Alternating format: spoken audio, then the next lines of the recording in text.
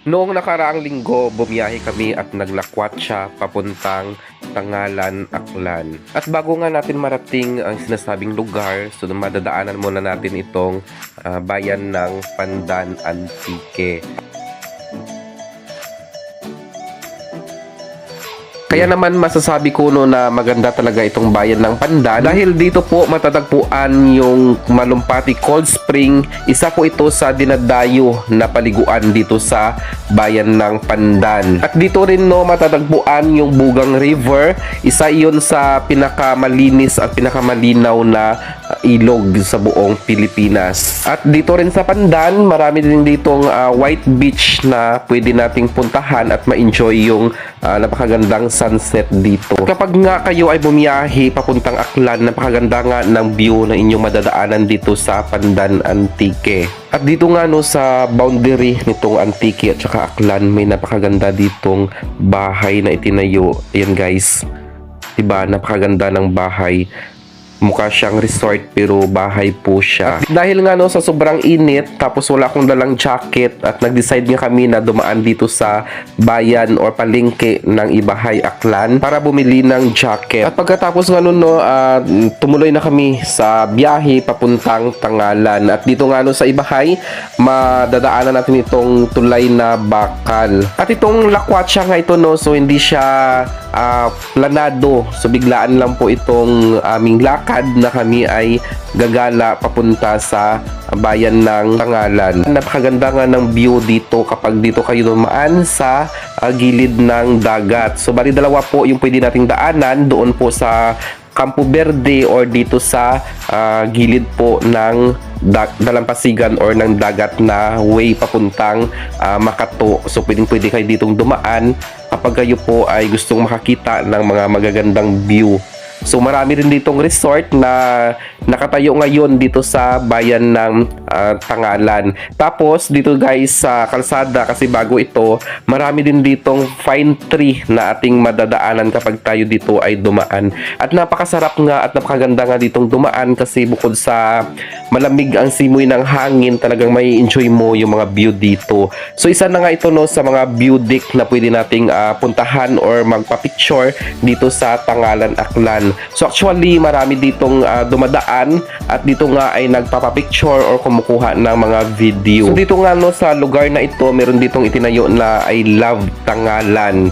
So sponsored siya ng Tanduay. So dito po talaga marami ditong dumadaan at tumitigil para po magpa-picture.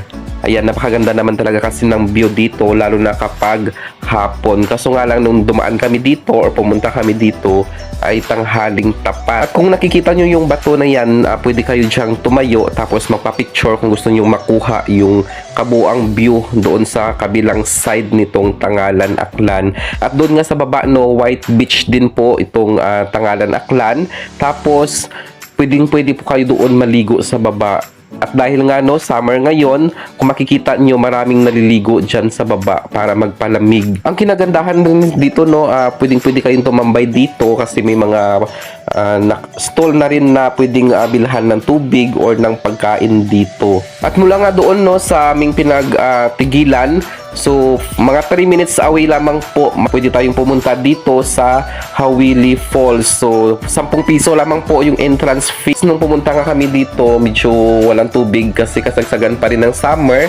At ito nga po ay kakaunti lang yung mga tao na pumupunta dito kasi nga po wala nga pong tubig itong kanilang falls. Pero dito napakaganda talaga dito guys, gumala lalo na kapag tag-ulan kasi masarap talaga ditong maligo, tumalon sa mga falls nila dito. At kahit nga no, ganito yung itsura ng tubig, so medyo maitim siya, pero actually hindi naman yung tubig yung maitim, nilulumot lamang po siya kasi po kakaunti lang yung tubig na dumadaloy mula doon sa taas. Ganito talaga yung nangyayari sa mga falls lalo na kapag tag-init kasi kakaunti lang yung tubig na dumadaloy. Pero naman kapag tag-ulan, yan naman ay matatanggal yung lumot. So bali ito po dati yung mga picture na nakunan ko po nung time na pumupunta kami lagi dito sa Tangalan. So dito kami lagi nag-outing way back 2020 to 2021. So kasagsagan po yun ng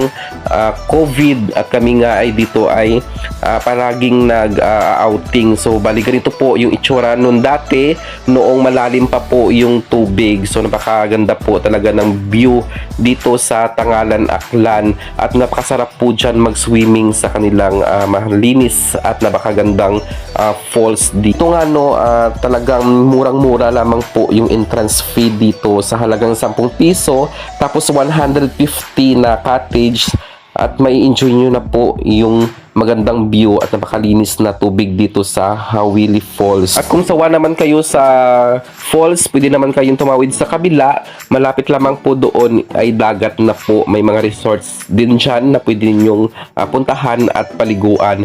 Pero dito talaga guys sa Hawili Falls, napakaganda talaga dito at napakasarap talaga maligo dito, lalo na kapag malakas yung agos ng tubig. At dahil no sa sobrang mura po ng entrance fee dito, pwedeng nyong dalhin inyong mga kaibigan, kamag-anak at buong pamilya para mag-enjoy at maligo dito sa napakagandang Hawili Falls. Tapos safe naman po dito maligo kasi po hindi naman siya bumabaha ng malalim kasi maliit lamang po ito na falls. Pero dito guys talagang napakaganda dito kasi 4 na falls ang pwede nyong paliguan dito at pwede kayong tumalon doon sa pinakatuktok ng falls kasi meron doon na napakaganda at napakalaki o napakalawak po na pwede nating talunan. Kaya no, hindi po ako nagsasawa na bumalik dito at magdala pa ng mga kaibigan na hindi pa po nakarating dito sa Hawili Falls. So even though na marami ding falls sa bayan ng Kulasi dito sa Antique,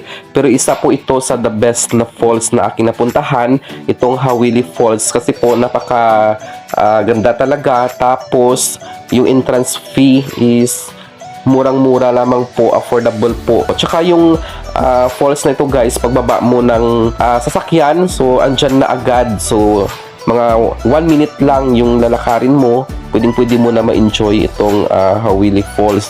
So bali ito guys yung mga moment namin noong way back 2020 to 2021. Ayan no, at hindi ko na nga mabilang yung mga times kung ilang beses na akong pumunta dito sa Hawili Falls. Siguro na sa 5 beses kami nag-outing dito. So ayan no, dito nga sa Hawili Falls, meron din ditong hagdan at pwede kayong umakyat doon sa pinaka tuktok nitong falls. Safe naman talaga na pumunta dito kasi hindi ka na kailangan na umakyat doon sa falls talaga, at dito nga ay talagang ginawan nila ng hagdan paakyat doon sa taas at pwede din kayo doon mag picture taking or kumuha ng mga video doon sa pinakatuktok nitong Hawili Falls. At dito nga no, kapag talagang malakas yung tubig, marami talaga ditong bisita na pumunta at sila nga dito ay nag-outing or nagfa-family bonding. Kaya nai-enjoy talaga nila itong Hawili Falls kasi napakaganda naman talaga guys dito sa Hawili Falls, as in lalo na kapag tag-ulan, napakaganda talaga dito ng view. So ganyan po yung tubig dito no kapag summer, pero malinis naman talaga yan guys, promise. Pwede ka dyan maligo. So kung nakikita nyo na may naliligo dyan na mga bikers nung time na yan, so bali kami lang yung mga tao dito na pumasok ngayong araw. Kaya ano pang hinihintay nyo no, puntahan nyo na itong napakagandang Hawili Falls dito sa Tangalan, Aklan. Siguro kapag galing kayong Kulasi, nasa 1 oras lamang po mula sa Kulasi Antique papunta dito sa Tangalan, Aklan. So depende naman po yun sa inyong takbo or bilis ng takbo ng inyong sinasakyan. Pero kami kasi dami naming daanan or tinigilan na mga location, so kaya po medyo natagalan kami nung nakarating kami dito. So nag-start kami na mag-travel mula sa Kulasi alas 9 ng umaga, nakarating kami dito is 12:30 ng tanghali po kami nakarating dito sa Hawili Falls dito sa Tangalan. So ito guys, yung sinasabi ko sa inyo na pwede ninyong paliguan dito sa taas kapag malakas yung tubig. So yun, pwede kayong maligo doon. Tapos doon sa baba, pwede kayong tumalon. Tapos dito sa maliit na siwang nitong falls, pwede din kayo dyan maligo. Kasi po, safe talaga maligo dito kasi hindi talaga po malakas yung agos ng tubig kapag tag-ulan dito. So katamtaman lamang po yung lakas ng tubig. So far, wala pa naman daw incident na nangyari na nahulog dito sa falls. So ayan, pwede ka dyan mag-slide mula doon sa taas papunta doon sa pinaka baba.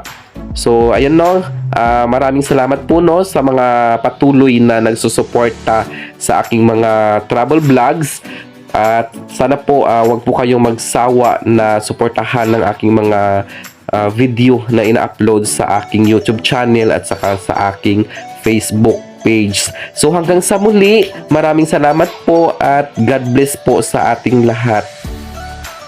At huwag po kalimutan mag-like, mag-subscribe sa aking YouTube channel at saka sa aking Facebook page na Lakwatserong Culasenyo.